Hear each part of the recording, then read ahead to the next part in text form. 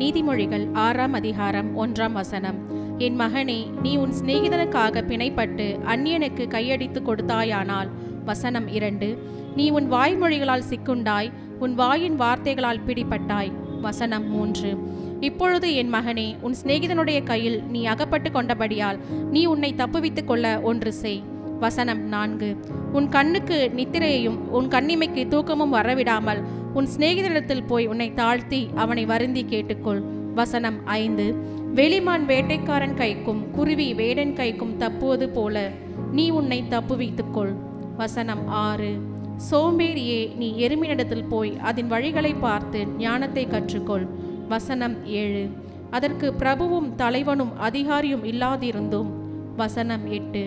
கோடை காலத்தில் தனக்கு ஆகாரத்தை சம்பாதித்து அறுப்பு காலத்தில் தனக்கு தானியத்தை சேர்த்து வைக்கும். வசனம் 9. சோம்பேறியே, நீ எவ்வளவு நேரம் படித்திருப்பாய்? எப்பொழுது உன் தூக்கத்தை விட்டு எழுந்திருப்பாய்? வசனம் 10. இன்னும் கொஞ்சம் தூங்கட்டும், இன்னும் கொஞ்சம் உறங்கட்டும், இன்னும் கொஞ்சம் கை முடக்கி கொண்டு நித்திரை செய்யட்டும் என்பாயோ? வசனம் 11. உன் தரித்திரம் வழிபோக்கனைப் போலவும் உன் வறுமை ஆயுதம் அணிந்தவனைப் போலவும் வரும். வசனம் 12. பேலியாளின் மனுஷனாகிய ஒரு துன்மார்க்கன் ஆகடியம் பேசி திரிகிறான். வசனம் 13. அவன் தன் கண்களால் சைகை காட்டி தன் கால்களால் பேசி தன் விரல்களால் போதனை செய்கிறான். வசனம் 14. அவன் இருதயத்திலே திரியாவரம் உண்டு, இடைவிடாமல் பொல்லாப்பை பிணைத்து வழக்குகளை உண்டு பண்ணுகிறான். வசனம் 15. ஆகையால் சடுதியில் அவனுக்கு ஆபத்து வரும், சகாயமின்றி சடுதியில் நாசம் அடைவான். வசனம் 16. 6 காரியங்களை கர்த்தர் வெறுக்கிறார், 7 அவருக்கு அருவருப்பானவைகள். வசனம் 17. அவையாவன மேட்டிமையான கண், பொய்நாவு, குற்றமற்றவர்களுடைய ரத்தம் சிந்தும் கை. வசனம் 18. துராலோசனை பிணைக்கும் இருதயம், தீங்கு செய்வதற்கு விரைந்தோடும் கால். வசனம் 19. அபத்தம் பேசும் பொய்சாட்சி, சகோதரருக்குள்ளே விரோதத்தை உண்டு பண்ணுதல் ஆகிய இவைகளே. வசனம் 20. என் மகனே, உன் தகப்பன் கற்பனையை காத்துக்கொள், உன் தாயின் போதகத்தை தள்ளாதே. வசனம் 21. அவைகளை எப்பொழுதும் உன் இருதயத்திலே அணிந்து அவைகளை உன் கழுத்திலே கட்டிக்கொள். வசனம் 22. நீ நடக்கும்போது அது உனக்கு வழிகாட்டும், நீ படுக்கும்போது அது உன்னை காப்பாற்றும், நீ விழிக்கும்போது அது உன்னோடே சம்பாஷிக்கும். வசனம் 23. கட்டளையே விளக்கு, வேதமே வெளிச்சம், போதக சிற்றையே ஜீவ வழி. வசனம் 24. அது உன்னை துன்மார்க்க ஸ்திரீக்கும் இச்சகம் பேசும் நாவை உடைய பரஸ்திரீக்கும் விலக்கி காக்கும். வசனம் 25. உன் இருதயத்திலே அவள் அழகை இச்சியாதே, அவள் தன் கண் இமைகளினால் உன்னை பிடிக்க விடாதே. வசனம் 26. வேசியின் நிமித்தம் ஒரு அப்பத்துணிக்கையும் இறக்க வேண்டியதாகும், விபசாரியானவள் அருமையான உயிரை வேட்டையாடுகிறாள். வசனம் 27. தன் வஸ்திரம் வேகாமல் மடியிலே எவனாவது நெருப்பை வைத்துக் கொள்ளக்கூடுமோ? வசனம் 28. தன் கால் சுடாமல் எவனாவது தழலின் மேல் நடக்கக்கூடுமோ? வசனம் 29. பிறனுடைய மனைவியிடத்தில் பிரவேசிப்பவனும் அப்படியே அவளை தொடுகிற எவனும் ஆக்கினைக்கு தப்பான். வசனம் 30. திருடன் தன் பசியை ஆற்ற திருடினால் ஜனங்கள் அவனை இகழமாட்டார்கள். வசனம் 31. அவன் கண்டுபிடிக்கப்பட்டால் 7 மடங்கு கொடுத்து தீர வேண்டும், தன் வீட்டில் உள்ள பொருள்களை எல்லாம் கொடுக்க வேண்டியதாகும். வசனம் 32. ஸ்திரீயுடனே விபசாரம் பண்ணுகிறவன் மதிக்கெட்டவன், அப்படி செய்கிறவன் தன் ஆத்துமாவை கெடுத்து போடுகிறான். வசனம் 33. வாதையையும் இலச்சையும் அடைவான், அவன் நிந்தை ஒழியாது. வசனம் 34. ஸ்திரீயை பற்றிய எரிச்சல் புருஷனுக்கு மூர்க்கத்தை உண்டு பண்ணும், அவன் பழிவாங்கும் நாளில் தப்பவிடான். வசனம் 35. அவன் எந்த ஈட்டையும் பாரான். Shalom shalom. கர்த்தர் தாமே உங்களை ஆசீர்வதிப்பாராக. நாம் தயவுசெய்து அமரலாம். இன்றைக்கும் தேவனாகிய கர்த்தருடைய நாமத்தினால நாம் அவருடைய ஆலயத்தில் கூடியிருக்கிறோம். அவருடைய வசனங்களை தியானிப்பதற்காக கர்த்தர் கொடுத்த இந்த மகா பெரிய ஸ்லாக்கியத்துக்காக ஆண்டவருக்கு நன்றி சொல்லுகிறேன். இன்றைக்கும் நம்ம நீதிமொழிகள் 6வது அதிகாரத்தை நம்ம தியானிக்க போகிறோம். இந்த 6வது அதிகாரத்தை தியானிப்பதற்கு முன்பாக நீதிமொழிகளை குறித்து சில காரியங்களை சொல்லிவிட்டு பின்பாக நம்ம இந்த அதிகாரத்துக்குள்ளே பிரவேசிப்போம். நீதிமொழிகள் என்று சொன்னாலே எல்லாருக்குமே தெரியும், சாலமோன் ராஜா எழுதியிருக்கிறார் என்று. சாலமோன் ராஜா மாத்திரமல்ல, இன்னும் 2 பேர் எழுதியிருக்காங்க நீதிமொழிகள். அதாவது 30வது அதிகாரத்தை பார்க்கும் பொழுது ஆகூர் என்கின்றவர் எழுதியிருக்கிறார். அதற்கு பின்பாக 31 பார்க்கும் பொழுது லெமுவேல் எழுதியிருக்கிறார். இந்த நீதிமொழிகள் புஸ்தகம் முழுவதுமாகவே நம்ம பார்க்கும் பொழுது அது பிப்ளிக்கல் விஸ்டம், அதாவது வேதத்தின் ஞானத்தை நமக்கு எடுத்து சொல்லுகிறது. அப்போ கிறிஸ்தவர்களாக இருக்கிற நாம், கர்த்தருடைய பிள்ளைகளாக இருக்கிற நாம், தேவனுடைய ஆவியை பெற்ற பிள்ளைகளாக இருக்கிற நாம், நமக்கு இருக்க வேண்டிய மிகவும் முக்கியமான ஒரு காரியமாக ஞானம் என்கின்ற ஒரு விஷயம் இருக்கிறது. அப்போ ஞானம் என்னங்கிறத குறித்து நம்ம யோசித்து பார்ப்போமானால், அண்டர்ஸ்டாண்டிங், புரிந்து கொள்ளுதல், ப்ரெசன்ஸ் ஆஃப் மைண்ட். நம்ம பல புத்தகங்களை நம்ம வாசிக்கலாம், பல அனுபவங்களின் வழியாக நம்ம நடக்கலாம். அப்பொழுது சில காரியங்களை நம்ம கற்றுக்கொள்ள நேரிடும். ஆனால் அந்த காரியங்களை எந்த இடத்துல எப்படி அப்ளை பண்ணுறது அப்படிங்கிறத குறித்து சொல்கிறது தான் ஞானம். இப்போ இந்த நீதிமொழிகள் புஸ்தகம் முற்றிலுமாக நம்ம பார்க்கும் பொழுது நிறைய காரியங்களில் நமக்கு பல அட்வைசஸ் கிங் சாலமன் கொடுத்துருக்கார். அப்போ அவர் மொத்தமாக 3000 ப்ராவர்ப்ஸ், 3000 நீதிமொழிகளை அவர் இந்த புஸ்தகத்தில் சொல்லியிருக்கிறார். அது மாத்திரம் இல்லை, 1005 சாங்ஸ், பாடல்களை அவர் எழுதியிருக்கிறதாக சொல்லியிருக்காங்க.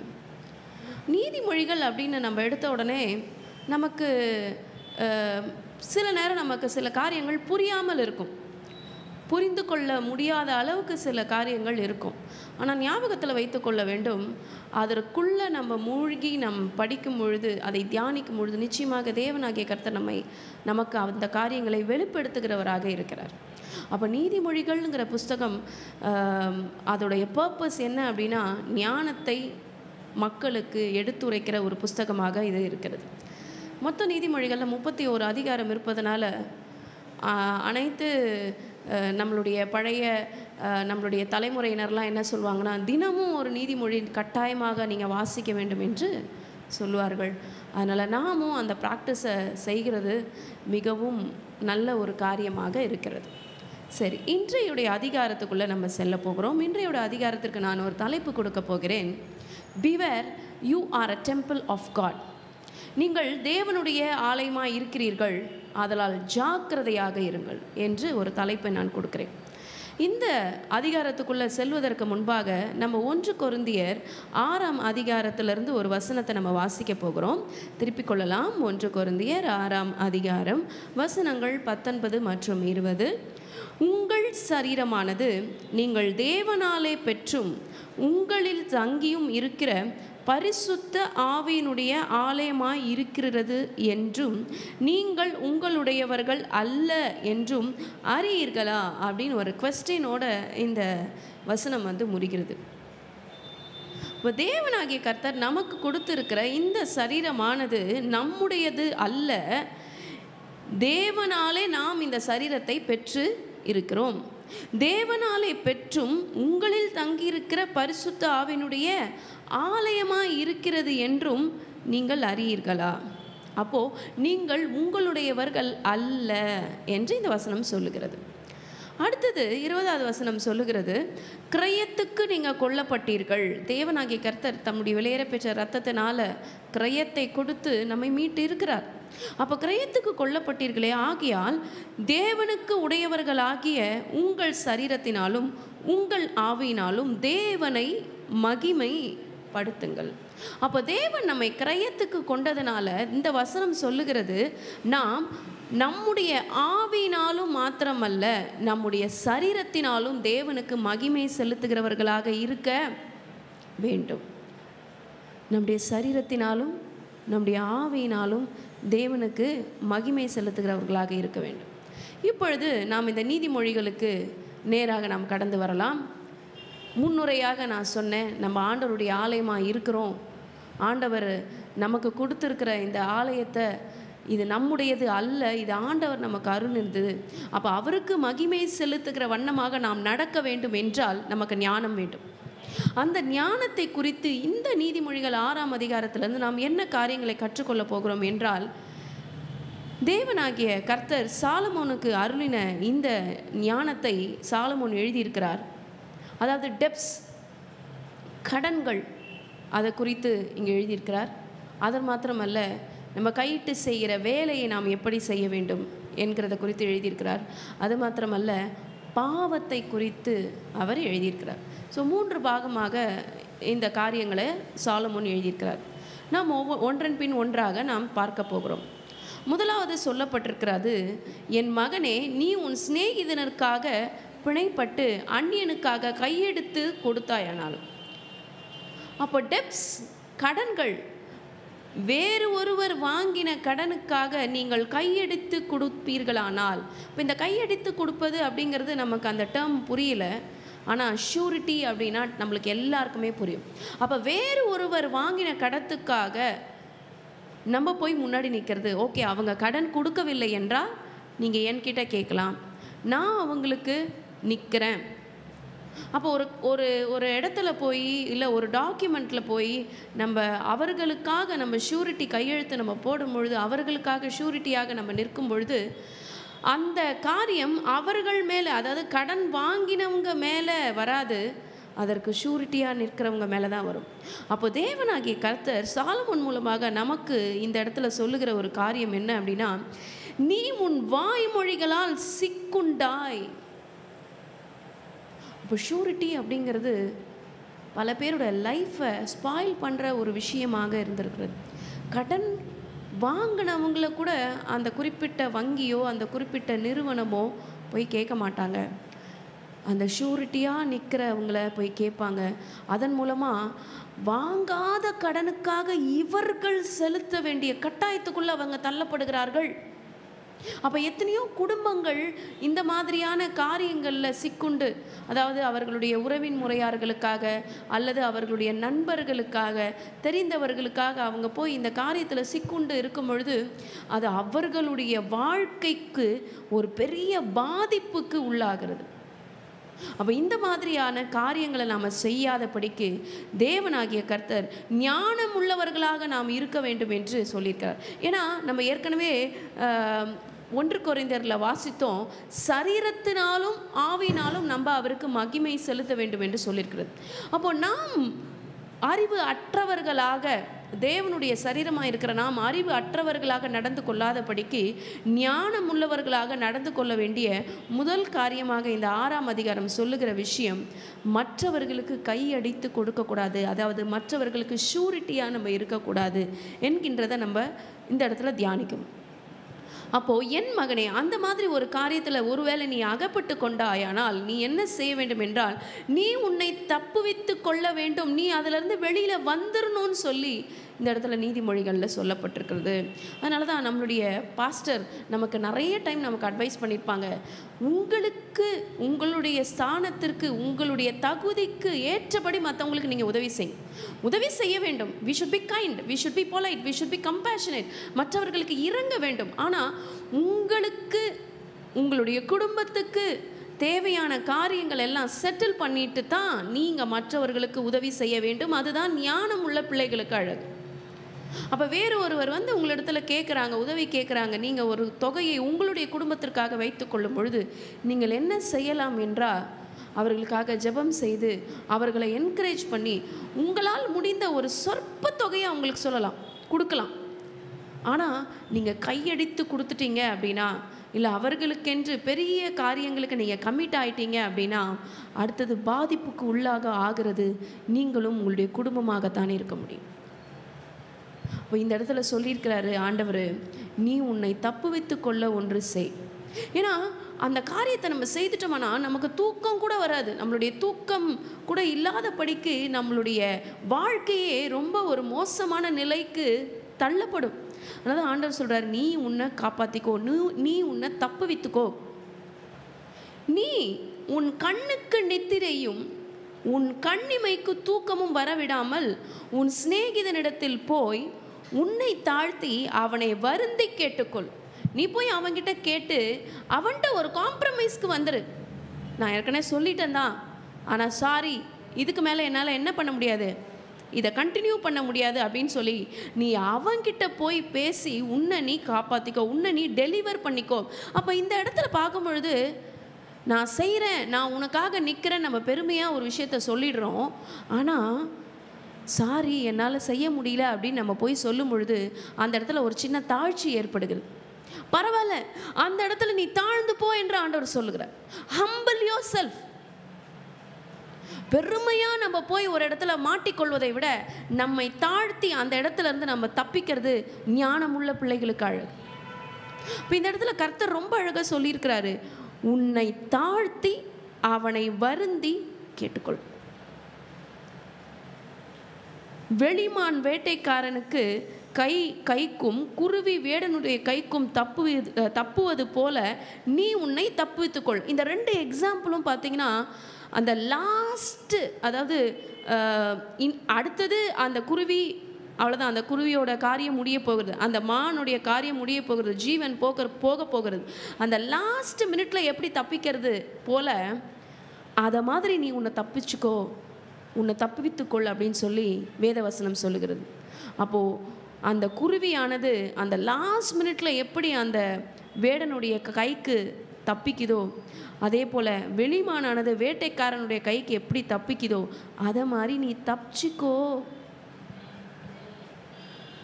உன்னை தாழ்த்து அவனை வருந்தி கேட்டுக்கொள், அவன்கிட்டேருந்து நீ தப்பித்துக்கொள் என்று ஆண்டவர் சொல்லியிருக்கிறார்.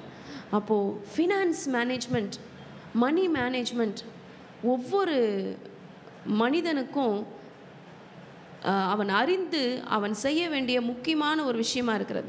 இப்போ யார் மணியை மிஸ்மேனேஜ்மெண்ட் பண்ணுறாங்களோ நிச்சயமாகவே அவங்களோட லைஃபே பெரிய ட்ராஜடிக்கு நேராக போகிறது. இப்போ கர்த்தர் நம்மை ஆசீர்வதித்த அளவின்படி நாம் வாழ வேண்டும்.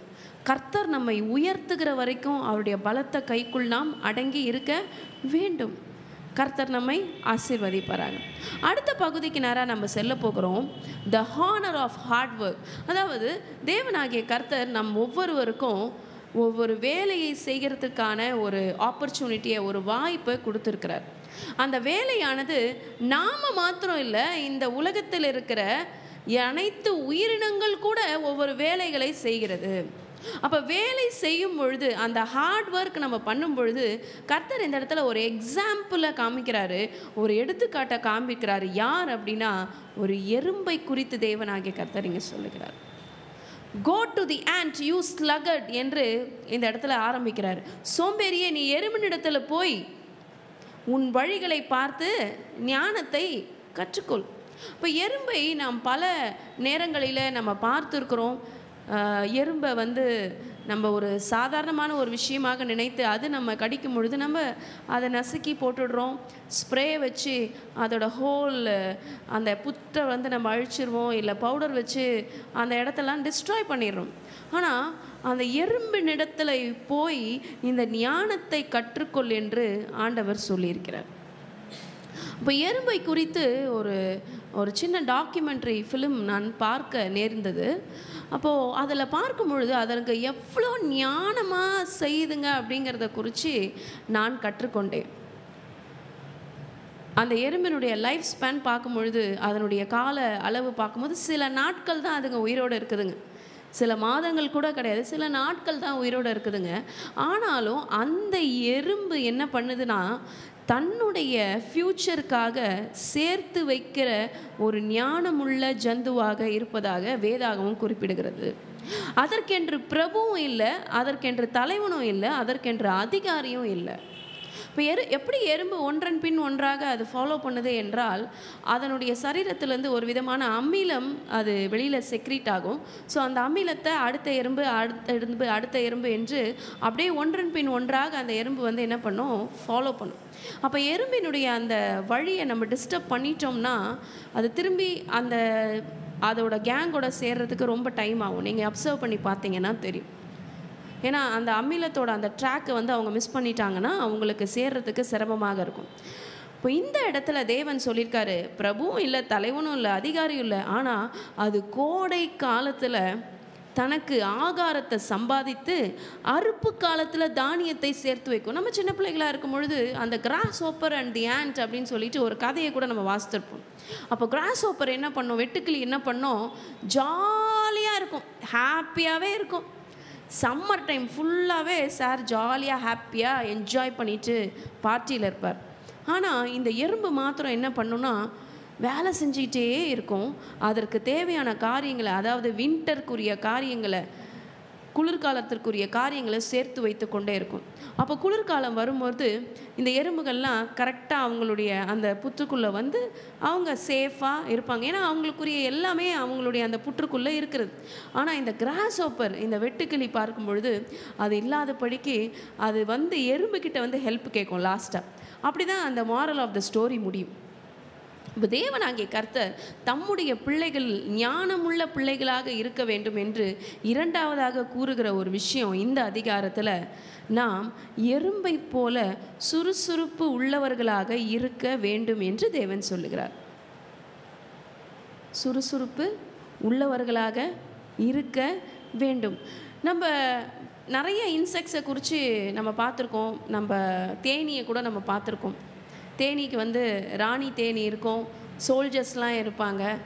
ஆனால் அதெல்லாம் குறித்து வேதாகமத்தில் சொல்லப்படலை. எறும்பை குறித்து ஆண்டவர் இந்த வேதாகமத்தில் சொல்லியிருக்கிறார். ஹவு யங், எவ்வளோ சின்ன ஒரு ஜந்துவாக இருந்தாலும் அது எந்த அளவுக்கு ஞானம் உள்ளதாக இருக்கிறது பாருங்கள். அப்போ தேவனாகிய கர்த்தர் இந்த எறும்பின் மூலமாக இன்றைக்கு நாம் சொல்லிக் கொடுக்குற இந்த காரியத்தை நாம் ஏற்றுக்கொண்டு நாமும் சுறுசுறுப்பு உள்ளவர்களாக இருக்க நாம் பிரயாசப்பட போகிறோம். ஹல்லேலூயா. அடுத்தது தேவனாகிய கர்த்தர் இந்த அதிகாரத்தின் மூலமாக நமக்கு பேசுகிற ஒரு விஷயம், ஒரு வார்னிங் கொடுக்குறாரு. யாருக்கு அப்படின்னா, சோம்பேறியாக இருக்கிற மனுஷனுக்கு ஒரு வார்னிங் கொடுக்குறாரு, ஒரு எச்சரிக்கை கொடுக்குறாரு. என்னுடைய சர்மனோட ஸ்டார்டிங்கில் நான் சொன்னேன், பீவேர். பீவேர் என்றால் ஜாக்கிரதை. இப்போ நம்ம ஆண்டவருடைய ஆலயமாக இருக்கிறோம். நம்ம என்னென்ன காரியங்களை செய்யணும், நம்ம செய்யக்கூடாதுங்கிறது தான் இந்த அதிகாரத்தில் நம்ம தியானித்து கொண்டு இருக்கிறோம். இதில் சொல்லப்பட்டிருக்கிறது, சோம்பேறியை நீ எவ்வளவு நேரம் படுத்திருப்பாய், எப்பொழுது உன் தூக்கத்தை விட்டு எழுந்திருப்பாய். அப்போ தூக்கம் என்கின்ற ஒரு விஷயம் மனிதனுக்கு மிகவும் இன்றியமையாத ஒரு விஷயமாக இருக்கிறது. நம்ம தூங்கலை அப்படின்னா it is against the nature. நம்ம கண்டிப்பாக ரெஸ்ட் எடுக்கணும். 8 hours ஸ்லீப் ஒவ்வொரு நார்மல் அடல்ட்டும் நம்ம தூங்கணும் என்று நம்மளுடைய அறிவியல் ரீதியாக சொல்லுகிறார்கள். குறைந்தது 8 மணி நேரமாவது ஒரு மனிதன் தூங்க வேண்டும் என்று. ஆனால் இந்த இடத்துல சொல்லப்பட்டிருக்கிற தூக்கமானது என்ன அப்படின்னா, அளவுக்கு மிஞ்சின தூக்கம். சோம்பேறியே, நீ எவ்வளவு நேரம் படுத்திருப்பாய். அப்போ காலை புலர்ந்ததும் எழுந்திருக்க வேண்டியது ஒவ்வொரு மனிதனுடைய கடமையாக இருக்கிறது. அப்போ காலையில் நம்ம பார்க்குறோம், மனுஷன்தான் பெட்டில் இருப்பான், மனுஷன்தான் தூங்கி கொண்டு இருப்பான். ஆனால் நம்மளுடைய சுற்றுச்சூழலில் இருக்கிற அத்தனை மிருகங்களானாலும் சரி, அத்தனை பறவைகளானாலும் சரி, எல்லாமே எழுந்து அதது வேலையை செய்ய ஆரம்பிக்கும். சூரியன் கூட காலையில் வந்து குட் மார்னிங் சொல்லுது. எல்லா பேர்ட்ஸு, எல்லா அனிமல்ஸும் காலையில் எழுந்திருக்குது. ஆனால் 6 அறிவு படைத்த மனிதனும் அவன் சோம்பேறியாக உழன்று கொண்டிருக்கிறான். அதனால தான் தேவனாகிய கர்த்தர் இந்த இடத்துல ஒரு எச்சரிக்கை சொல்லுகிறார், ஒரு எச்சரிக்கை கொடுக்கிறார் சாலமோன் மூலமாக. நீ எவ்வளவு நேரம் படுத்திருப்பாய், எப்பொழுது உன் தூக்கத்தை விட்டு எழுந்திருப்பாய். நிச்சயமாகவே சொல்ல முடியும், தூக்கத்துலேருந்து எழும்புகிறது கூட ஒரு டிட்டர்மினேஷன் தான். இன்றைக்கி நான் இத்தனை மணிக்கு எழுந்துப்பேன் அப்படின்னு சொல்லி நம்ம மைண்டை ஃபிக்ஸ் பண்ணும் பொழுது தான் நம்ம எழுந்துப்போம். நம்ம மைண்டை ஃபிக்ஸ் பண்ணலன்னா நம்மளால் நிச்சயமாக எழுந்துக்க முடியாது. பெரிய பெரிய தலைவர்களை குறித்து நான் அவங்களுடைய ஆர்டிகல்ஸ் நான் வாசித்திருக்கிறேன். உலக தலைவர்களானாலும் சரி, நம்முடைய நாட்டினுடைய தலைவர்களானாலும் சரி, அவர்கள் 2 மணி நேரம் அல்லது 4 மணி நேரம் தான் தூங்குவாங்க. அதற்கு பின்பாக அவர்களுடைய வேலையை பார்க்க அவங்க கிளம்பி விடுவாங்க என்று சொல்லி. அப்போது வாட் கீப்ஸ் தெம் மூவிங், எந்த காரியம் அவங்கள இந்த முன்னோக்கி சொல்ல வைக்கிறது என்றால் த டிட்டர்மினேஷன். நான் இன்றைக்கு இத்தனை மணிக்கு படுத்தாலும் இத்தனை மணிக்கு நான் எழுந்திருப்பேன்ற ஒரு டிட்டர்மினேஷன் அவங்க ஃபிக்ஸ் பண்ணும்பொழுது அவங்களால என்ன பண்ண முடியும்னா எழுந்திருக்க முடியும். அப்போ மனம் இருந்தால் மார்க்கம் இருக்குது. Where there is a will there is a way. நான் இப்போ எழுந்துப்பேன், நான் காலையில் எழுந்து இந்த காரியங்களை செய்வேன் என்று நம்ம ஃபிக்ஸ் பண்ணணும். அப்போ சோம்பேறியாக இருக்கிறவங்க தே ஆர் கேர்ஃப்ரீ. என்ன வேணாலும், எந்த நேரத்தில் வேணாலும், எப்படி வேணாலும் ஒழுங்கினமாக செய்யக்கூடியவங்க தான் இந்த சோம்பேறிகள். அப்போது எத்தனை மணிக்கு அவங்க எழுந்துப்பாங்கன்னு தெரியாது, எத்தனை மணிக்கு அவங்க சாப்பிடுவாங்கன்னு தெரியாது, திரும்பி எத்தனை மணிக்கு அவங்க படுப்பாங்கன்னு அவங்களுக்கே தெரியாது. அப்போ தேவனுடைய பிள்ளைகளாக இருக்கிற நமக்கு தேவன் ஒழுங்குகளை சொல்லி கொடுத்து இருக்கிறார். நீங்கள் தேவனுடைய ஆலயமாய் இருக்கிறீர்கள். இந்த சரீரமானது தேவன் உங்களுக்கு கொடுத்த கிஃப்ட். அப்போ இந்த சரீரத்தினால நீங்கள் மகிமை செலுத்துகிறவர்களாக இருக்க வேண்டும். கர்த்தர் நம்மிடத்துல கணக்கு கேட்பார். அப்போ சோம்பேறியாக இல்லாதபடிக்கு தேவனாகிய கர்த்தர் நமக்கு உதவி செய்வாராக. எப்பொழுது உன் தூக்கத்தை விட்டு எழுந்திருப்பாய்? இன்னும் கொஞ்சம் தூங்கட்டும், இன்னும் கொஞ்சம் உறங்கட்டும், இன்னும் கொஞ்சம் கை முடக்கி கொண்டு நித்திரை செய்யட்டும் என்பாயோ? அப்போ இப்படி செய்யும் பொழுது என்ன நடக்கும் அப்படின்னா, தரித்திரம் வரும். தரித்திரமானது வழிபோக்கனை போலவும் உன் வறுமையானது ஆயுதம் அணிந்தவனை போலவும் வரும். வழிபோக்கன் வந்து எப்பொழுதுமே வந்து போயிட்டே இருப்பாங்க இல்லையா? நம்மளுடைய பாசர்பை அவங்க எப்பொழுது வேணாலும் வந்து போயிட்டே இருப்பாங்க. அதுபோல் தரித்திரம் வழிபோக்கனை போல உன்னை வந்து அடையும். ஆயுதம் அணிந்தவனை போலவும் உன்னோட பாவர்ட்டி, அதாவது உன்னுடைய வீட்டில் இருக்கிற வறுமை வந்து சேரும் என்று ஆண்டவர் சொல்லுகிறார். இன்னும் ஒரு வசனத்தை மாத்திரம் நம்ம வாசிக்க போகிறோம் இந்த தூக்கத்தை குறித்து. அந்த வசனத்தை நான் சொல்லுகிறேன். அப்படியே நீதிமொழிகள் 20:13 நம்ம எடுத்துக்கொள்ளலாம். இதில் என்ன சொல்லியிருக்கிறது நம்ம வாசிப்போம். தூக்கத்தை விரும்பாதே என்று சொல்லி இந்த இடத்துல அவங்க ஸ்டார்ட் பண்ணியிருப்பாங்க. தூக்கத்தை விரும்பாதே, தூக்கத்தை விரும்பாதே, தூக்கத்தை அடுத்தது விரும்பினால் தரித்திரனாவாய். ஆமா, தூக்கத்தை விரும்பாதே, விரும்பினால் தரித்திரனாவாய். அப்போ நம்மளுடைய உடம்புக்கு தேவையான தூக்கத்தை நாம் கொடுக்க வேண்டுமே தவிர தூக்கத்தை மிகவும் அதிகமாக விரும்ப கூடாது என்று வேதமானது திட்டம் தெளிவுமாக நமக்கு சொல்லி இருக்கிறது. தூக்கத்தை விரும்பாதே, விரும்பினால் தரித்திரனாவாய். கண் விழித்திரு, ஆகாரத்தினால் திருப்தியாவாய். கர்த்தருடைய நாமத்துக்கு மகிமை உண்டாவதாக. சரி, அப்பொழுது உன்னுடைய இந்த வசனத்தை நம்ம வாசித்துட்டோம். இப்பொழுது அடுத்த பகுதிக்கு நேராக நம்ம செல்ல போகிறோம். அடுத்த பகுதி எதை குறித்து நமக்கு சொல்லப்பட்டிருக்கிறது என்றால், விக்கெட் மேன், அதாவது ஒரு துன்மார்க்கமாக இருக்கிற மனுஷனை குறித்து இந்த அதிகாரத்தில் என்ன சொல்லப்பட்டிருக்கிறதுங்கிறத நம்ம பார்க்க போகிறோம். 12லேருந்து 15வது வசனம் வரைக்கும் சொல்லப்பட்டிருக்கிறது. ஆகடியம் பேசி திரிகிறான். A worthless person, a wicked man walks with a perverse mouth. அவங்க என்ன பண்ணுறாங்கன்னா, ஆகடியம் பேசிட்டு திரிகிறாங்க. அப்போ துன்மார்க்கமாக பேசுகிறவர்களுடைய மிக முக்கியமான ஒரு ஃபீச்சர், மிக முக்கியமான ஒரு பண்பு என்ன அப்படின்னா, அவங்க அவசியம் இல்லாத காரியங்களை பேசிட்டு, கரப்டான காரியங்களை பேசிட்டு, துன்மார்க்கமான காரியங்களை பேசிட்டு அவங்க தெரிஞ்சுக்கிட்டு இருக்காங்களாம். அடுத்தது சொல்லியிருக்காங்க, அவங்க கண்களினால் சைகை காட்டி, கால்களினால் பேசி, விரல்களினால் போதனை செய்கிறார்கள். அப்போது இந்த மாதிரி துன்மார்க்கமாக பேசுகிற, துன்மார்க்கமாக செய்கிற இவர்களை குறித்து அவங்க சொல்லியிருக்கிறாங்க, இடைவிடாமல் பொல்லாப்பை பிணித்து வழக்குகளை உண்டு பண்ணுகிறான். அப்போ ஒரு சிலவங்க ஒரு இடத்துல போனாலே அந்த இடத்துல ஒரு கன்ஃபியூஷன் வரும். நம்ம கிளியராக ஜட்ஜ் பண்ணி பார்த்தோம்னா அந்த பர்டிகுலர் பர்சன் அந்த இடத்துல வந்திருக்காங்க அப்படின்னு தெரிஞ்சாலே அந்த இடத்துல ஒரு குழப்பம், ஒரு டிஸ்டர்பன்ஸ் வரும். அப்போ அவர்கள் துன்மார்க்கம் செய்கிறதற்கென்று துன்மார்க்கத்தை பேசி திரிகிறவர்களாக இருக்கிறாங்க. அவர்களுடைய நாவினால் அவசியமில்லாத காரியங்களை பேசி திரிந்து கொண்டு இருக்கிறார்கள். அப்போ தேவனாகிய கர்த்தர் நமக்கென்று கொடுத்து இருக்கிற இந்த நாவானது, நாவில தான் மரணமும் இருக்கிறது, ஜீவனமும் இருக்கிறது. What are we doing with this tongue? கர்த்தர் நமக்கு கொடுத்த இந்த நாவினை வைத்து நாம் என்ன செய்து கொண்டு இருக்கிறோம்?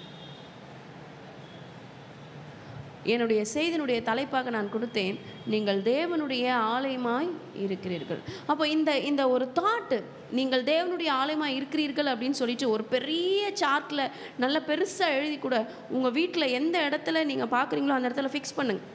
ஏன்னா family is the basic unit, family is the functional unit. அங்கேருந்து தான் எல்லாமே ஸ்டார்ட் ஆகுது. அப்போ ஒரு அம்மா ஒரு அப்பா என்ன பேசுகிறாங்கன்றதை பார்த்து தான் அந்த குழந்தை வளருது.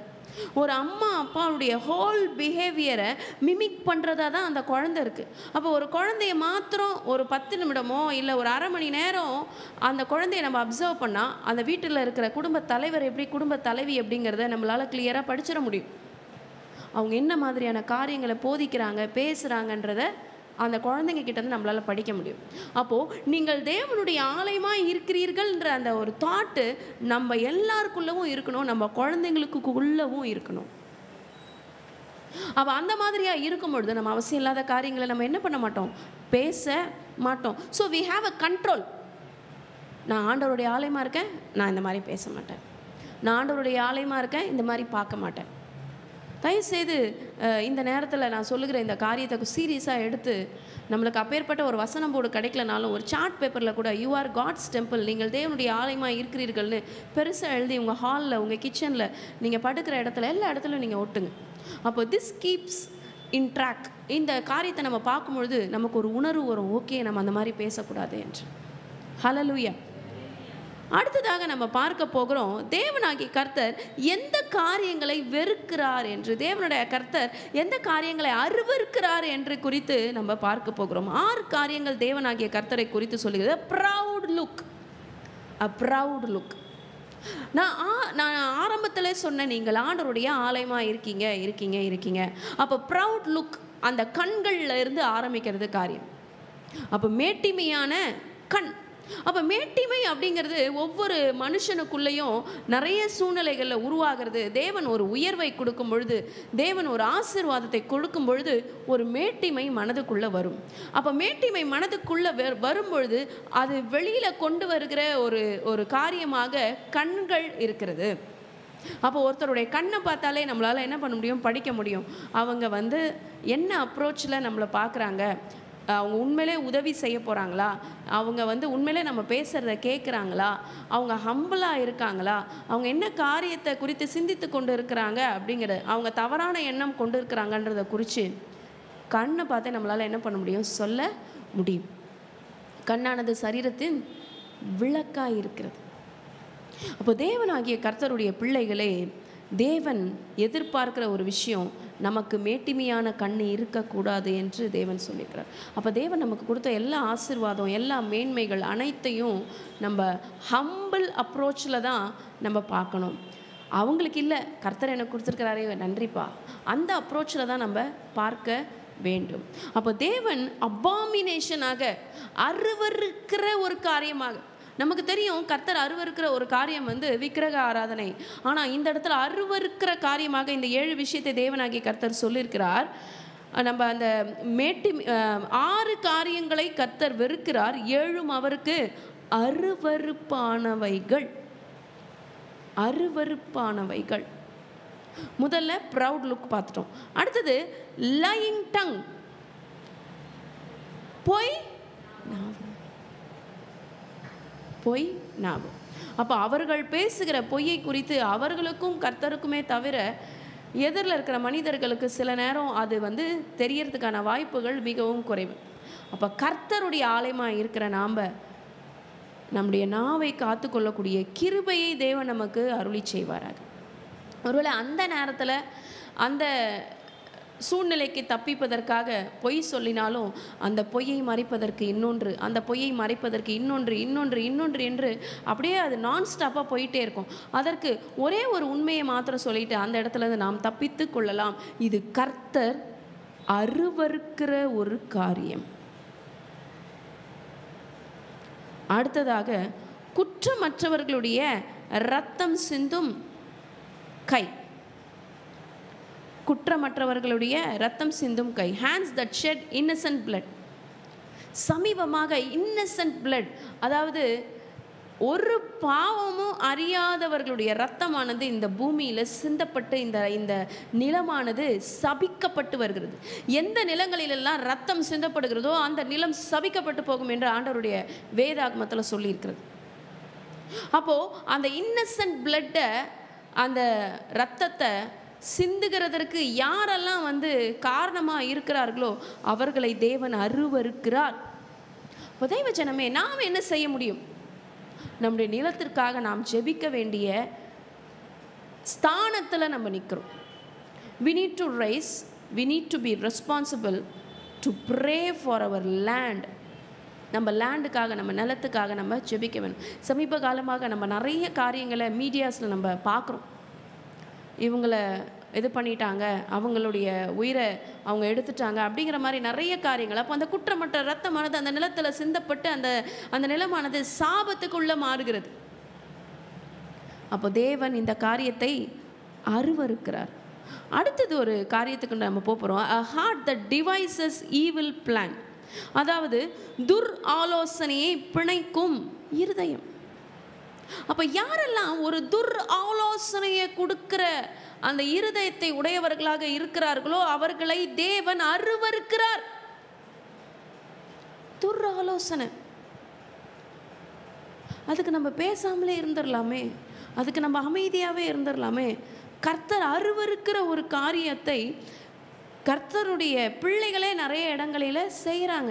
கர்த்தருடைய ஊழியத்துக்கு விரோதமாக, கர்த்தர் உண்டு பண்ணின ஆலயத்துக்கு விரோதமாக, ஊழியக்காரர்களுக்கு விரோதமாக துர் ஆலோசனைகளை கொடுக்கிற இருதயத்தை தேவன் அருவருக்கிறார். இந்த காரியங்களை செய்யாதபடிக்கு தேவன் நம்மை பாதுகாப்பார். அடுத்தது, a feet that are swift in running to evil, தீங்கு செய்கிறதற்கு விரைந்தோடுகிற கால். நம்ம தேவனுடைய ஆலயமாக இருக்கும். திரும்பி திரும்பி திரும்பி திரும்பி சொல்லிக்கிட்டே இருங்க, நம்ம தேவனுடைய ஆலயமாக இருக்கிறோம். தீமை செய்யும்படிக்கு அந்த காலானது விரைந்து ஓடுதான். நான் பார்த்துடுறேன், நான் கேட்டுடுறேன், நான் செஞ்சிடுறேன், என்ன பண்ணுறாங்க வேண்டாம். தீவினை செய்யும்படிக்கு நாம் விரைந்து ஓட வேண்டாம். தேவனுடைய வசனம் சொல்லுகிறது, ஒருத்தவங்க நமக்கு தீமை செய்யும் பொழுது அந்த தீமையை நன்மையினாலே வெல்லும் தான் ஆண்டவர் சொல்லியிருக்கிறார். நீ போன்னு சொல்லலை, உனக்காக நான் யுத்தம் செய்கிறேன் தான் ஆண்டவர் சொல்லியிருக்கிறார். நீ சும்மா இருந்தா சொல்லியிருக்க. அப்போ நாம போய் ஒரு தீவினையை செய்வதற்காக தீமைக்கு தீமை பதில் செய்ய வேண்டாம். தீமையை நன்மையினாலே வெல்லலாம். தீமைக்கு தீமை செய்தால் நீங்கள் சாதாரணமான ஒரு மனுஷனாக தான் இருப்பீங்க. அப்போ தீமைக்கு நன்மை செய்யும் பொழுது தேவனுடைய குணத்தை வெளிப்படுத்துகிற மனுஷனாக நீங்கள் இருப்பீங்க. To err is human, to forgive is divine என்று ஒரு ப்ராவர்ப் இருக்கு. அதாவது தவறு செய்கிறது மனித இயல்பு, மன்னிப்பதோ தெய்வத்தினுடைய இயல்பு என்று சொல்லியிருக்கிறாங்க. அப்போ கர்த்தருடைய ஆவியை பெற்று இருக்கிற நாம், தேவனுடைய ஆவியை, தேவனுடைய ஆலயமாக இருக்கிற நாம, நம் ஆண்டவராகிய இயேசு கிறிஸ்துவினுடைய அடிச்சுவடுகளை பின்பற்றுகிறவர்களாக நாம, ஒரு கன்னத்தில் அவர் அறிந்தபோது மறு கன்னத்தையும் காண்பிக்கணும்னு அவர் சொல்லியிருக்கிறார். அப்போ தீமை செய்ய விரைந்து ஓடாதபடிக்கு நாம் எச்சரிக்கையாக இருக்க வேண்டும். அடுத்தபடியாக தேவன் சொல்லுகிற காரியம் இந்த இடத்துல, a false witness who speaks lies, அபத்தம் பேசுகிற பொய் சாட்சி. அப்படி ஒரு காரியமே அங்கே இருந்திருக்காது, ஆனால் பொய்யாக ஜோடிக்கப்பட்டு அந்த இடத்துல பேசுவாங்க. அப்போது நம்ம ஞாபகத்தில் வைத்துக்கொள்ள வேண்டும், அனைத்துமே எல்லாமே இந்த whole world is under the CCTV surveillance of our God. CCTV, closed circuit television. அந்த இடத்துல அந்த டிவி இருந்துச்சுன்னா ஒரு சின்ன ஒரு ஃபியர் இருக்கும், ஓகே நம்மளை யாரோ கண்காணிச்சிக்கிட்டே இருக்காங்க அப்படின்னு சொல்லிட்டு. ஆனால் இந்த முழு உலகமே தேவனாகிய கர்த்தருடைய கண்காணிப்புக்குள்ளே இருக்கிறதே. நம்ம யாருக்கு விரோதமாக என்ன பண்ணுறோங்கிறது தேவன் பார்த்து கொண்டிருக்கிறதே. அனைத்துமே it is recorded. Everything is recorded. Everything is recorded. ஒருவேளை இந்த சிசிடிவியில் கொஞ்ச நாளுக்கு முன்னாடி இருக்கிற டேட்டாவை தான் அவங்களால எடுக்க முடியும். ஆனால் கர்த்தர் கர்த்தர் கர்த்தர் நம்ம பிறந்த நாளில் இருந்து இது வரைக்கும் நம்ம செய்கிற எல்லா காரியத்தையும் அவரால் எடுக்க முடியும். அவர் அனைத்தையும் கொண்டு வருவார். அப்போ இதை செய்யாதபடிக்கு நாம் எச்சரிக்கையாக இருப்போம். அப்போ இந்த 7 காரியம், இன்னும் ஒரு லாஸ்ட்டாக ஒரு விஷயம் இருக்குது. இந்த 7 காரியமும் கர்த்தர் அருவருக்கிற ஒரு காரியமாக இருக்கிறது. கடைசியாக சொல்லியிருக்கிறாங்க, சகோதரருக்குள்ளே விரோதத்தை உண்டு பண்ணுதல் ஆகிய இவைகளே. The one who sows discord among brethren.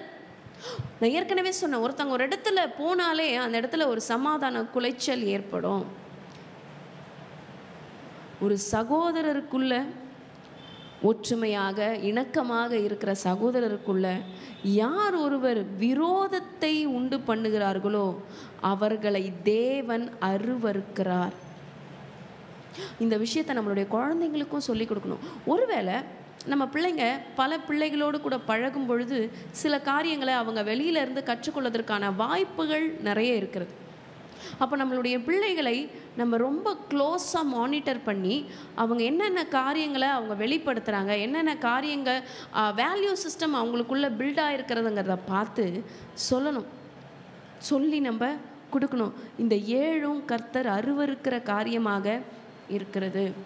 அப்போது ஒருத்தவங்க ஒற்றுமையாக இருக்கிறாங்க, நடுவில் போய் ஒரு காரியத்தை சொல்வது நிமித்தம் அவர்களுடைய ஒற்றுமை குலைக்கப்படுகிறது, அவர்களுக்குள்ள ஒரு பிரிவினை வருகிறது என்றால் அந்த குறிப்பிட்ட நபரை தேவன் அருவருக்கிறார்.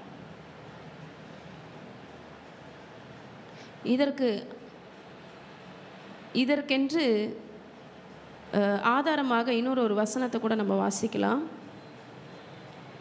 மன்னிக்கவும் நம்ம 6ஆம் அதிகாரத்திலேயே 14ஆம் வசனம் சொல்லுகிறது, அவன் இருதயத்திலே திரியாவரம் உண்டு, இடைவிடாமல் பொல்லாப்பை பிணைத்து வழக்குகளை உண்டு பண்ணுகிறான். அப்போது இந்த குறிப்பிட்ட அந்த 7வது சொல்லுகிற அந்த காரியத்தை குறித்து இந்த வசனத்தில் ரெஃபரன்ஸ் சொல்லியிருக்காங்க.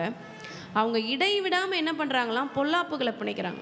ஞாபகம் வைத்துக்கொள்ளுங்க, தீமை செய்ய வேண்டும், மற்றவர்களுக்கு தீமை செய்ய வேண்டும் என்று நினைக்கிறவங்களுக்கு அவங்களுக்கு பாவம் தூக்கமே வராது.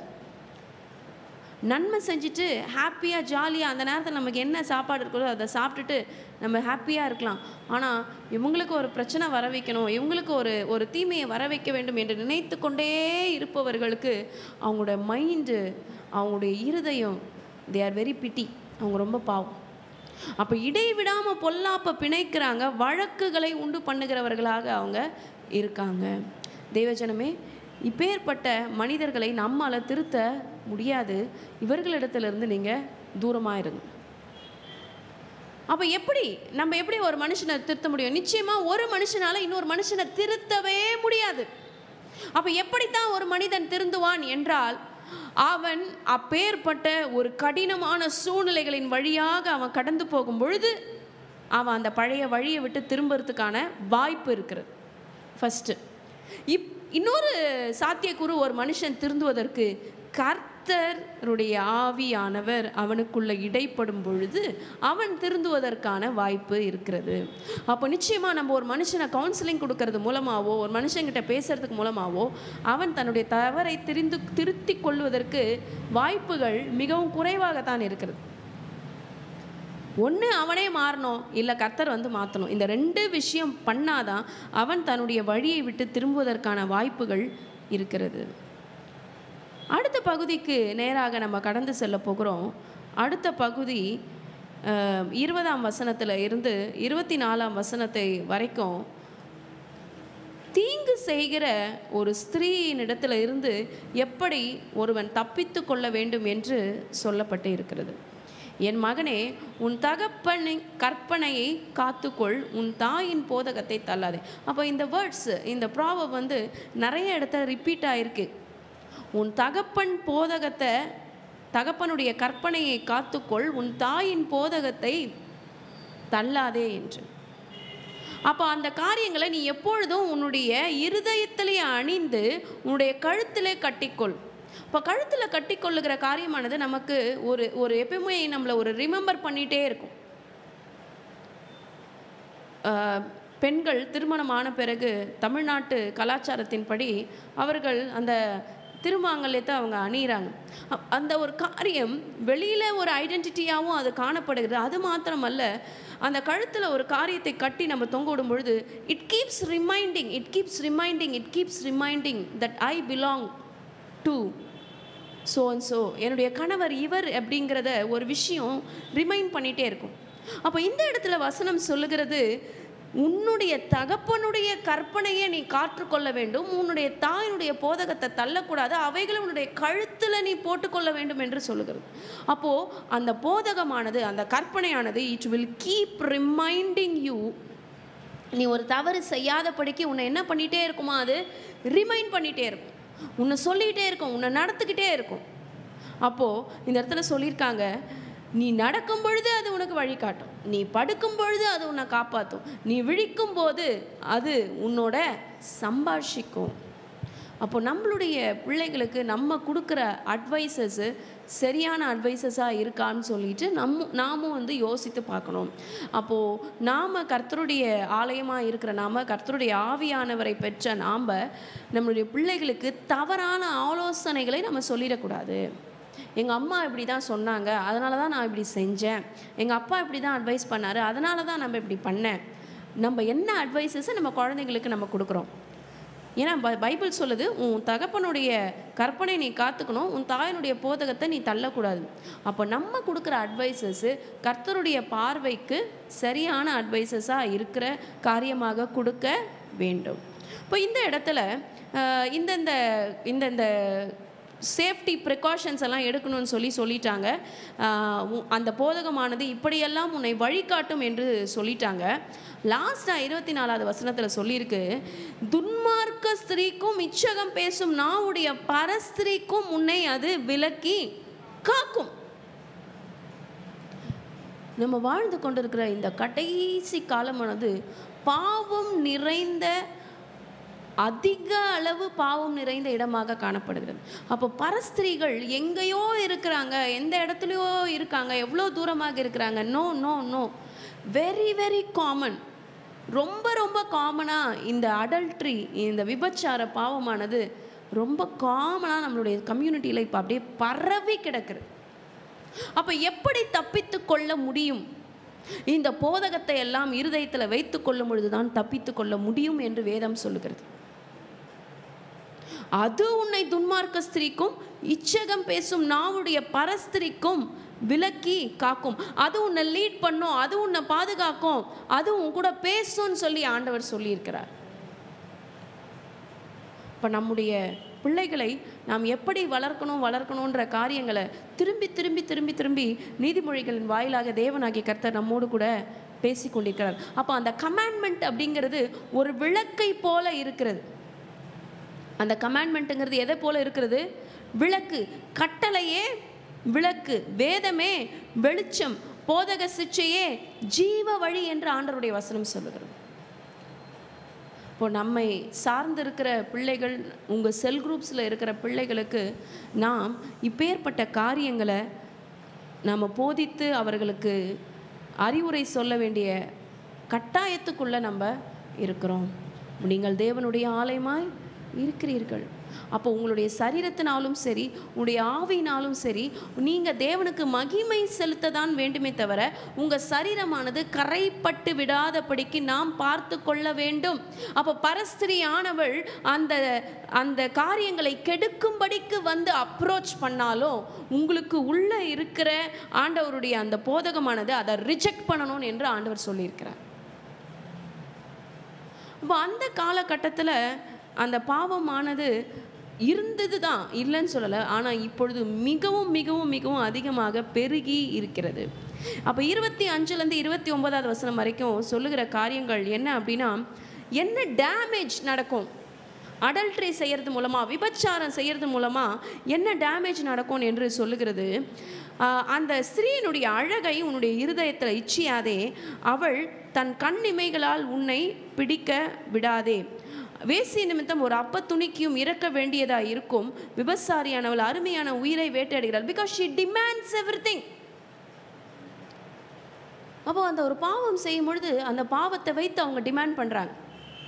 நீ எனக்கு இதை கொடுக்கல அப்படின்னா இந்த விஷயத்தை நான் வெளியில் சொல்லிடுவேன், நீ இதை கொடுக்கலனா இந்த விஷயத்தை நான் வெளியில் சொல்லிடுவேன். அப்போது அந்த விபச்சாரியானவள் அந்த உயிரை வேட்டையாடுகிறாள். இப்போ சமீபமாக யூஎஸில், யுனைடெட் ஸ்டேட்ஸ் ஆஃப் அமெரிக்கா, ஐக்கிய அமெரிக்க நாடுகளில் இந்த ஒரு சம்பவம் ஏற்பட்டது.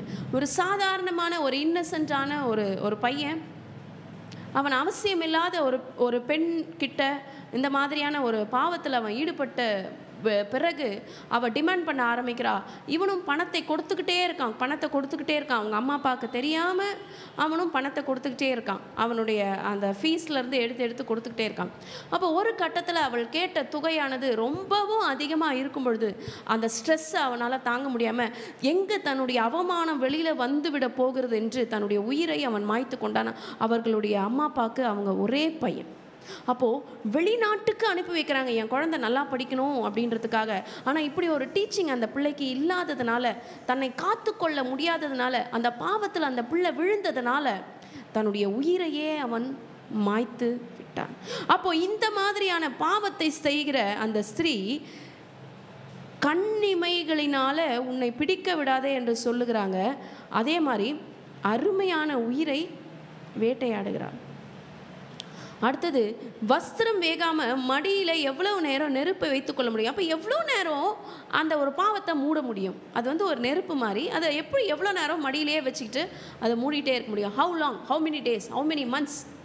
அவ்வளோதான், மந்த்து தான், மந்த் கணக்கு தான் என்ன பண்ண முடியும்? அதெல்லாம் மூடி வைக்க முடியும். அதற்கு பின்பாக அது வெளியில் தான் வந்து ஆக வேண்டும்.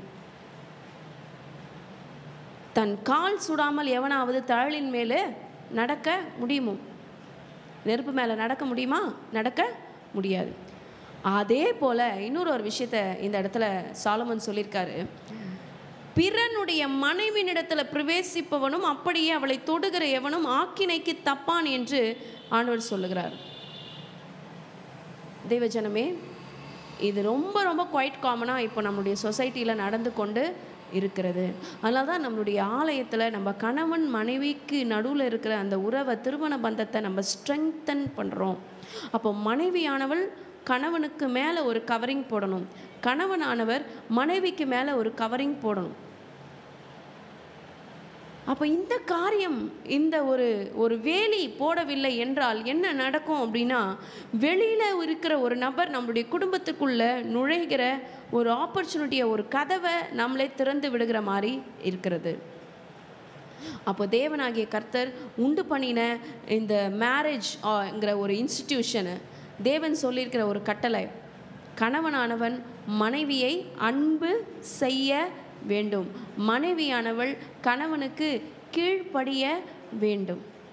இது கர்த்தர் கொடுத்த சட்டம், இதை யாரும் மாற்ற முடியாது. என்னதான் ஃபெமினிசம், என்னதான் பெண்கள் மேலோங்கி என்ன சாதனைகள் படைத்தாலும், என்னென்ன பெரிய காரியங்களை செய்தாலும், ஆணுக்கு பெண் நிகராக இருந்தாலும், கர்த்தர் கொடுத்த கட்டளையை அவருடைய ஆவியா, அவருடைய பரிசுத்த ஆவியை பெற்று இருக்கிற நாம், பெண்களாகிய நாம், அவருடைய கட்டளைக்கு நாம் கீழ்ப்படிய வேண்டும். We need to submit to our husband. No other go. இந்த இடத்துல பிறனுடைய மனைவியிடத்தில் பிரவேசிப்பவன் ஆக்கினைக்கு தப்பான் என்று ஆண்டவர் சொல்லுகிறார். அடுத்தது 30ஆம் வசனம் சொல்லுகிறது, திருடன் தன் பசியை ஆற்ற திருடினால் ஜனங்கள் அவனை இகழ மாட்டார்கள். இந்த லாஸ்ட்டு பகுதி வந்து கம்பேர் பண்ணுறாங்க. அதாவது திருட்டு தொழில் பண்ணுறவங்களுக்கும் இந்த விபச்சாரம் பண்ணுறதும் ஈக்குவலாக கம்பேர் பண்ணுறாங்க. இப்போ ஒருத்தவங்க பசியை ஆற்ற திருடிட்டாங்க அப்படின்னும் பொழுது என்ன பண்ண மாட்டாங்களாம்? இகழ மாட்டாங்களாம். இது குறித்து ஒரு ஆர்டிக்கல் நான் படித்தேன். அதாவது நம்ம நாட்டில் நிகழ்ந்தது அல்ல, இது வெளிநாட்டில் நிகழ்ந்த ஒரு காரியம். ஒரு மனுஷன் ஒரு ப்ரெட்டை ஒரு இடத்துல திருடிட்டான். அப்போ திருடும் பொழுது அந்த ஷாப்கீப்பர், அந்த கடைக்காரங்க பார்த்துட்டாங்க. பார்த்துட்டு அவங்கள கொண்டு வந்து கோர்ட்டில் ப்ரொடியூஸ் பண்ணிட்டாங்க. இவங்க வந்து இவ்வளோ மதிப்புள்ள இதை வந்து திருடிட்டாங்க அப்படின்னு சொல்லிட்டு, இவங்க இவ்வளோ பெனால்ட்டி கொடுக்கணும், இவ்வளோ அவங்க ஃபைன் பே பண்ணணும் அப்படின்னு சொல்லிட்டு கோர்ட்டில் கொண்டு வந்து நிறுத்திட்டாங்க. அப்போ நீதிபதி அந்த வழக்கை பார்க்கிறார். அந்த வழக்கை பார்த்து தீர ஆலோசனை பண்ணி அவனுடைய பின்னணைவு எல்லாத்தையுமே பார்த்துட்டு அவர் என்னத்தை சொன்னார் தெரியுமா? இந்த நபர் வந்து ஃபைன் கொடுக்க வேண்டியதில்லை, நான் ஃபைன் கொடுக்கணும், இந்த கோர்ட்டில் ப்ரெசண்ட்டாக இருக்கிற எல்லாரும் ஃபைன் கொடுக்கணும். ஏன்னா ஒருத்தவங்களுக்கு பசி எடுக்குது அப்படின்னா அந்த பசியை ஆற்றக்கூடிய ரெஸ்பான்சிபிளான இடத்துல கம்யூனிட்டியில் இருக்கிற லீடர்ஸ் இருக்காங்க. அப்போ அவன் திருடிட்டான் அப்படிங்கிறதுக்காக அவனை என்ன செய்யக்கூடாதுன்னா இந்த மாதிரியாக தண்டிக்கக்கூடாது என்று சொல்லி அவர் அப்படியாக ஒரு தீர்ப்பு வழங்கியிருப்பார். அப்போ சாப்பாட்டுக்காக ஒருத்தன் திருடினான் அப்படின்னா அவனை என்ன பண்ண மாட்டாங்களாம்? இகழ மாட்டாங்களாம், வேதம் சொல்லுகிறது. ஆனால் அவன் கண்டுபிடிக்கப்பட்டால் 7 மடங்கு கொடுத்து தீர வேண்டும். தன் வீட்டில் உள்ள பொருளை எல்லாம் அவன் கொடுக்க வேண்டியதாகும். அப்படியே ஸ்திரீயுடனே விபச்சாரம் பண்ணுகிறவன் மதி கெட்டவன், அவன் அப்படி செய்கிறவன் தன் ஆத்துமாவை கெடுத்து போடுகிறான். அவன் தன்னுடைய ஆத்துமாவை கெடுத்து போடுகிறான். அந்த சரீரத்தில் அவன் அந்த பாவத்தை செய்தாலும் எந்த விஷயம் கரைப்படுகிறது என்ன? தேவன் கொடுத்த அந்த ஆத்துமா கரைப்படுகிறது. தேவன் கொடுத்த அந்த ஆத்துமா கரைப்படுகிறது. அப்போ கர்த்தரிடத்தில் நம்ம திரும்பி செல்லும் பொழுது கரை தரை அற்றவர்களாக நம்மை நாம் காத்து கொள்ள வேண்டுமே. அப்போ கரைத்திரை அற்றவர்களாக காத்து கொள்ள வேண்டிய சூழ்நிலையில் இருக்கிற நாம் இந்த மாதிரியான ஒரு பாவ செயல்களை செய்யும் பொழுது அது கரப்ட் ஆயிடுது என்று ஆண்டவருடைய வசனம் சொல்லுகிறது. அப்படியே செய்கிறவன் தன் ஆத்துமாவையும் கெடுத்து போடுகிறான். அதற்கப்புறமா என்ன நடக்குதுன்னா, வாதை வருமா, லச்சை வருமா, அவனுடைய நிந்தையானது ஒழியாது. அவனுடைய நிந்தையானது ஒழியாது. இட் வில் நாட் வைப்ட் அவே. அது போகவே போகாதான். அந்த நிந்தை போகவே போகாது. அது மாத்திரம் இல்லை, இது ஒரு சாபத்துக்குரிய ஒரு காரியமாக இருக்கிறது. இப்பேற்பட்ட காரியங்கள் செய்கிற மக்களுடைய ஃபேமிலியில் பார்க்கும்பொழுது இது ஒரு ஜென்ரேஷ்னல் கர்ஸாக அடுத்த தலைமுறைக்கு கூட இந்த பாவமானது தொடருகிறது. இப்பேற்பட்ட பாவம் செய்கிறவர்கள் அடுத்த ஜென்ரேஷன் கூட இது தொடர்கிறது. கர்த்தர் தாமே நம்முடைய நிலத்தை, நாம் வாழுகிற நம்முடைய இந்த நிலத்தை இப்பேற்பட்ட பாவங்களில் இருந்து காப்பாற்றுவாராக. தேவனாகிய கர்த்தர் மன்னிக்க தயை பெருத்தவராக இருக்கிறார். கையுமையுமாக பிடிக்கப்பட்ட அந்த விபசார ஸ்திரீயை அவர்கள் கொண்டு வரும்பொழுது, நீ போ, இனி பாவம் செய்யாதே என்று தான் ஆண்டவர் சொல்கிறார். ஆண்டவர் இப்பேற்பட்டவர்கள் கூட அக்செப்ட் பண்ணி ஏற்றுக்கொள்ளுகிற ஆண்டவராகத்தான் இருக்கிறார்.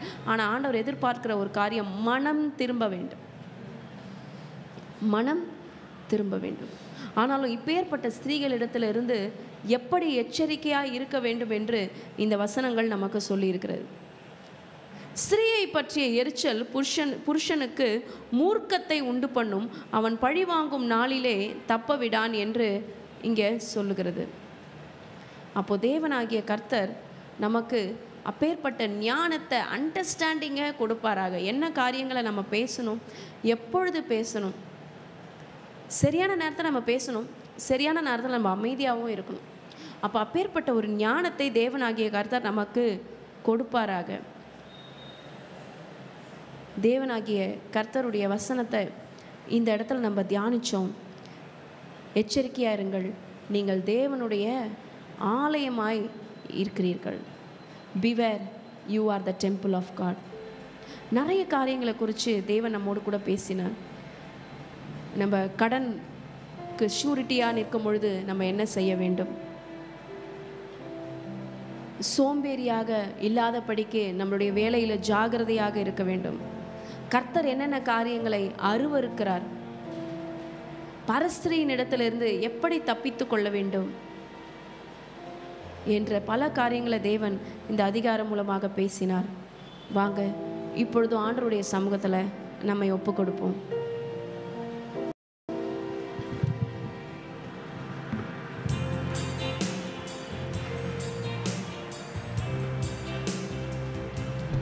நாம் எழுந்திருந்து பாடல் பாடி என்னுடைய நாமத்தை மகிமை செலுத்துவோம்.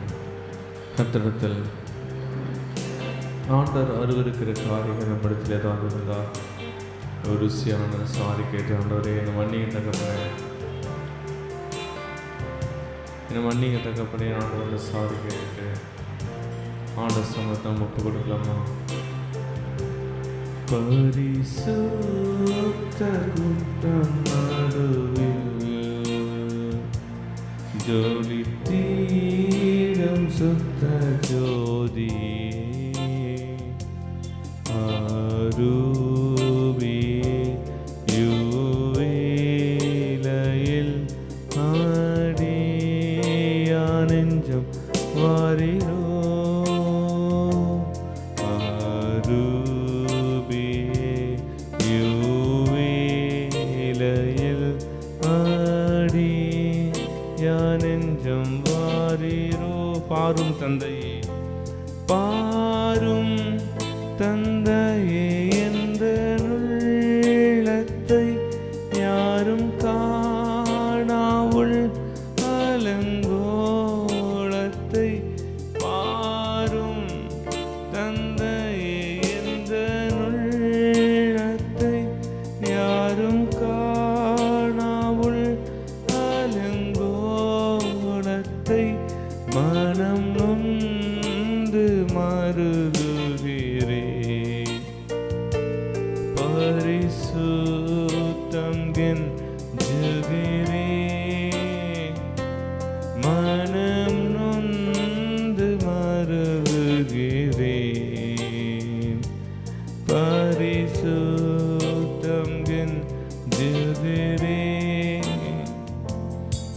பரிசுத்த கூட்டம் நடுவில் ஜொலித்திடும் சுத்த ஜோதியே அரூபியே யுவீனையில் ஆடியா நெஞ்சம் வாரிரோ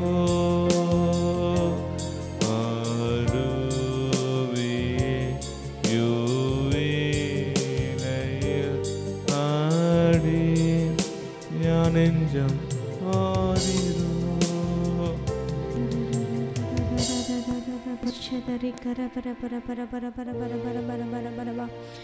அப்பா பிதாவே, இதோ இந்த வேலையில் கூட கர்த்தாவே அப்பா, இந்த நீதிமொழிகள் 6ஆம் அதிகாரத்திலேருந்து அநேக வார்த்தைகள் மூலமாக எங்கள் கூட நீங்கள் பேசுனீங்கப்பா.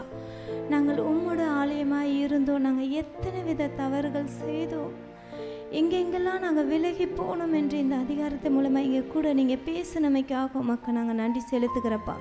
இந்த நேரத்தில் கூட அடியனை மறைத்து நீர் வெளிப்பட போகிற கிருபைக்காக உமக்கு நன்றி.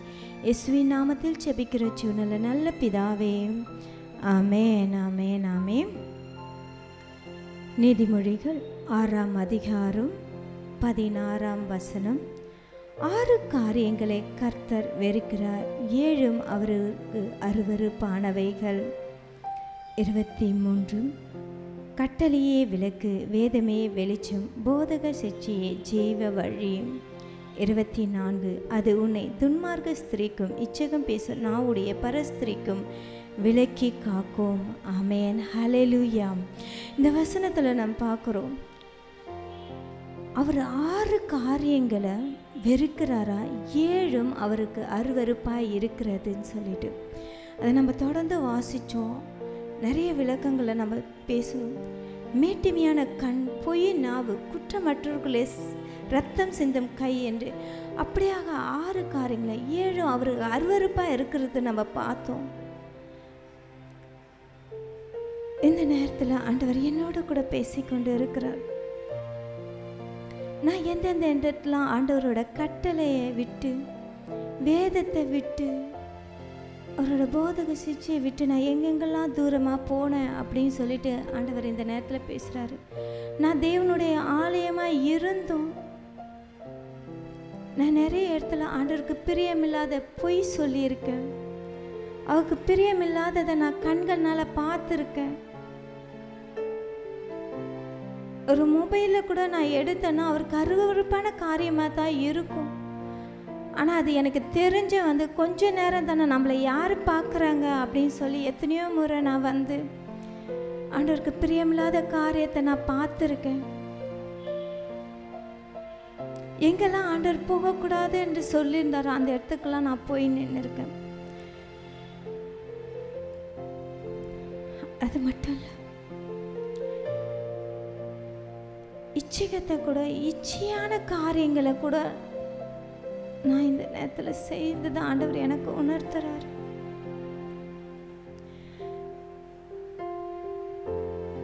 இந்த நேரத்தில் நான் ஆண்டவர்கிட்ட நான் ஒப்பு கொடுக்குறேன். அவருக்கு பிரியமில்லாததை நான் பார்த்ததுக்காகவும், அவருக்கு பிரியமில்லாததை நான் பேசினதற்காகவும்,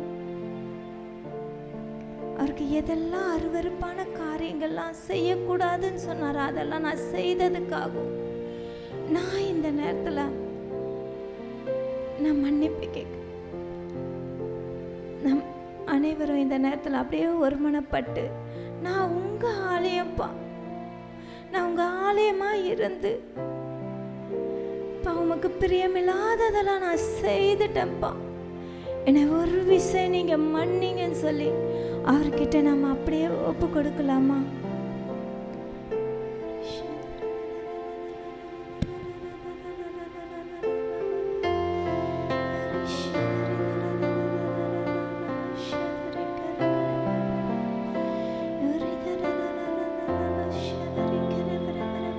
துணை வேண்டும் தகப்பனே, உலகிலே என்னை எதிர்க்கும் சக்திகள்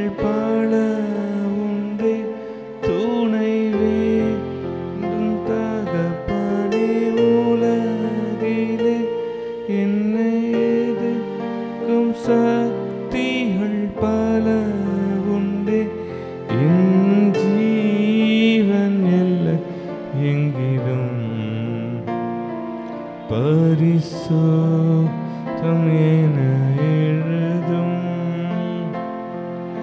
என் ஜீவன் எல்லை எங்கிலும் பரிசுத்தம் என எழுதும்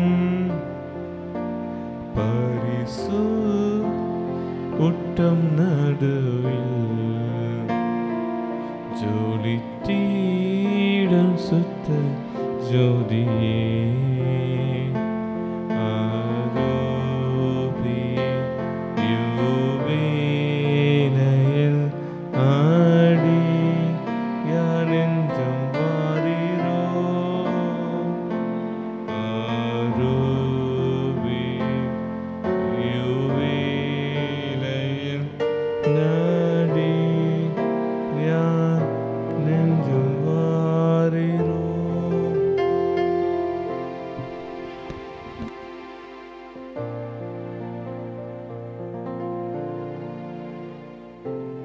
நாங்க நடந்தோம் அப்பா. அப்பா ஒரு விஷயங்களையும் நீங்க மன்னிங்கப்பா. அப்பா நீங்க மன்னிங்கப்பா. நீங்க மன்னிங்கப்பா. உங்களோட வேத வசனத்தை அப்பா கை கொள்ளாம எத்தனையோ இடத்துல அப்பா நாங்க விலகி விலகி விலகி போனோமே. நீங்க பார்க்க கூடாதுன்னு சொன்னதை நாங்க பார்த்தோமேப்பா. அப்பா ஒரு விஷயங்களை நீங்க மன்னிங்கப்பா. அப்பா பொய் சொல்லக்கூடாதுன்னு சொன்ன இடத்துல பொய்யா போய் நாங்கப்பா பேசணுமேப்பா, புறம் கூறணுமேப்பா. அப்பா இந்த வாய்களை ஒரு விஷயம் நீங்க மன்னிங்கப்பா. மற்றவர்களை குற்றப்படுத்தி எத்தனை முறை நாங்க பேசணுமேப்பா. அப்பா ஒரு விஷயம் நீங்க மன்னிங்கப்பா. நீங்க மன்னிங்கப்பா. அப்பா இச்சகமான வார்த்தைகளை நாங்க பேசணும்ப்பா. எதையோ பார்த்து அப்பா இச்சையத்துமேப்பா. அப்பா ஒரு விஷயங்களை நீங்க மன்னிங்கப்பா. அப்பா உங்களோட வேதப்பா எங்களுக்கு வெளிச்சமா இருக்கணும்ப்பா. நாங்க உங்க ஆலயமா இருக்கிறோமேப்பா. அப்பா இந்த ஆலயத்தை இந்த நேரத்துல நீங்க பரிசுத்தப்படுத்துங்கப்பா. எங்களை நீங்க பரிசுத்தப்படுத்துங்கப்பா. இந்த நேரத்துல நம்ம அப்படியே அந்நிய பாஷை பேசி ஆண்டவர்கிட்ட நம்ம விட்டு கொடுக்கலாமா? ஒரு ஷதரி தரரரரரரர பஷதரி கரபர பர பர பர பர பர ஒரு தரரரரரரரரர பஷதரி கரபர பர பர பர பர ஒரு தரரரரரரரரர பஷதரி கரபர பர பர பர பர பர பர ஒரு தரரரரரர பஷதரி கரபா பா பா பா பா பா பா பா பா பா பா பா ஒரு தரரரரரரரரரரரர பா பா பா பா பா பா பா பா ஒரு ஷபா பா பா பா பா பா பா பா ஷதரி கரபர பஷதரி கரபர பர பர பர பர எங்களை நீங்க பரிசுத்தப்படுத்துங்கப்பா. நீங்க பரிசுத்தப்படுத்துங்கப்பா. நீங்க இல்லாம எங்களால ஒன்றுமே செய்ய முடியாதப்பா. அப்பா நீங்க தான்ப்பா எங்களுக்கு வெளிச்சம். நீங்க தான்ப்பா எங்களுக்கு விளக்கு. நீங்க தான்ப்பா எங்களுக்கு வழி. இந்த நேரத்துல நீங்க வாங்கப்பா. ஒரு ஷபர பர பர பர பர பஷதரி கரபர பர பர பர பர பர பர பர பர ஒரு தரரர பஷதரி கரபர பர பர பா பா பா பா பா அப்பா உமக்கு நன்றி செலுத்துகிறப்பா. நன்றி செலுத்துகிறப்பா. இந்த நேரத்தில் எங்களை நீங்க பலப்படுத்தினமைக்காக உமக்கு நன்றி தகப்பனே. இந்த நேரத்தில் அப்பா எல்லா வழிகளை விட்டு அப்பா நாங்கள் உம்மிடத்துல திரும்புகிறோம் அப்பா. இந்த நேரத்தில் அப்பா எல்லாவற்றையும் விட்டு உங்ககிட்ட நாங்கள் திரும்புகிறோம் தகப்பனே. அப்பா உங்க கரத்தில் எங்களை தாழ்த்துகிறோம், மாத்திரம் உயர்த்துகிறோம். இயேசுவின் நாமத்தில் ஜெபிக்கிற ஜீவனில் நல்ல பிதாவே, ஆமென். அல்லேலூயா. இன்று நமது ஜெபநிலையில் இருப்போம். கர்த்தர் அந்த அருவருக்கிற 6 காரியங்கள். மேட்டிமையான கண். எத்தனை இடத்துல நாம் நம்மை தாமே மேன்மையாக ஒரு பார்த்துருப்போம். மற்றவெல்லாம் கீழே தான், நான் தான் மேலேன்று வெற்றிமனுக்கேன். அநேக நேரத்தில் போய் நாம் சிறிய சிறிய விஷயத்து கூட அநேக பொய்களை சொல்லி நாம் அநேக காரியங்களை செஞ்சிருப்போம்.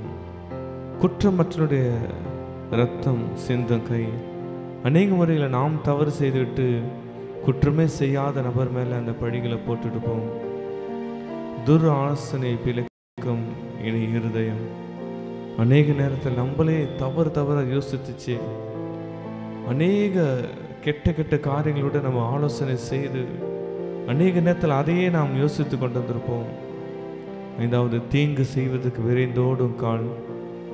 எத்தனையோ இடங்களுக்கு போகாது என்று பரிசுத்தவான் அடிகன் சொல்லியிருப்பார்.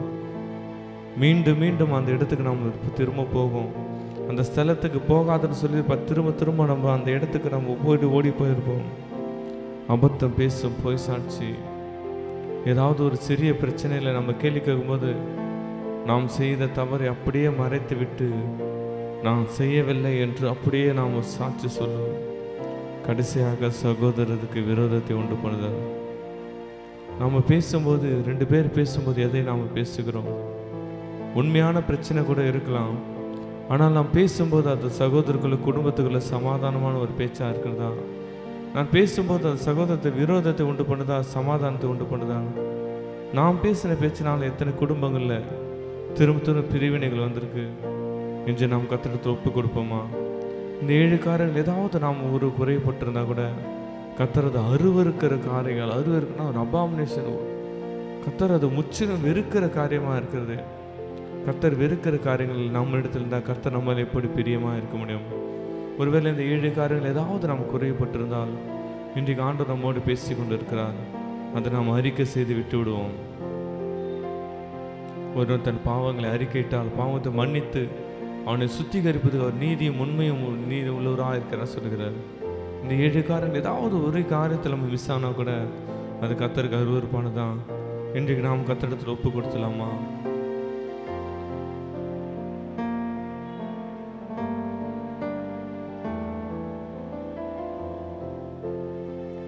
ஆம் தகப்பனே, ஆவியானவரே, நீங்க அருவருக்க காரியங்களை செய்யக்கூடாதப்பா. நாங்களுக்கு ஆலயமா இருக்கிறோமப்பா. நீங்க எங்க இருதயத்துக்குள்ள வந்து வாசம் செய்கிறீங்கப்பா. ஒருவன் தேவனுடைய ஆலயத்தை கெடுத்தாலும் அது கெடுப்பேன்னு கூட சொல்லிட்டீங்களப்பா. உங்க ஆலயத்தை வச்சுக்கிட்டே நான் இத்தனை காரியங்களை நான் செய்து கொண்டிருந்தேன்ப்பா. ஒரு எங்கள் நீர் அறுக்கிற காரியங்களை எடுத்து நீ எடுத்து போடுங்கப்பா. நாங்கள் உமக்கு விரோதமான பாவம் செய்யாதபடிக்கு எங்கள் கை கால்களை தக சிந்தைகளை விலக்கி விட்டு காத்துக்கொள்ளுங்கப்பா. ஒருபோது நாங்கள் உமக்கு எதிர்த்து நிற்கக்கூடாதப்பா. ஒருபோது நாங்களோட ஆலயத்தை அசுத்தப்படுத்தக்கூடாதப்பா. இந்த 7 காரியங்கள் ஆண்டவர் நீக்கப்பட்டு உமக்கு பிரியமானதை எங்கள் வாழ்க்கையில் செய்ய உதவி செய்யுங்கப்பா. யார் என்னோட கூட ஜெபித்தார்களப்பா, அவங்களுக்கு உமக்கு விரோதமாக ஒரு காரியத்தை செய்யாதபடிக்கு ஆவியானவர் நீர் எங்களுக்கு உதவி செய்தான் வேண்டத்தக்கப்பனப்பா. கிருபை கூட இருக்கட்டும், தயவு கூட இருக்கட்டும். நீ வழிநடத்தி நீ பலப்படுத்தி பொறுப்பேற்றுங்களா? ஏசு கிறிஸ்து முடிச்ச நல்ல பிதாவே, ஆமேன் ஆமேன். Shalom shalom. கர்த்தர் தாமே எங்களை ஆசீர்வதிப்பாராக. ஆமேன்.